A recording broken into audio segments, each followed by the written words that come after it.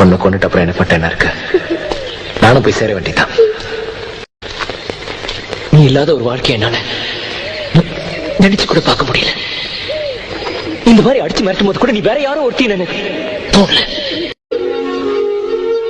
என்னை இப்படி சித்திரவதை பண்ணாத. உன்னை கெஞ்சி கேட்டுக்கிறேன்.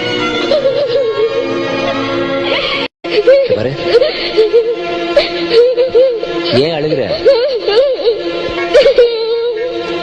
பிடிக்கலையா? பிடிச்சிருக்கா? கேக்குறல, பிடிச்சிருக்கா?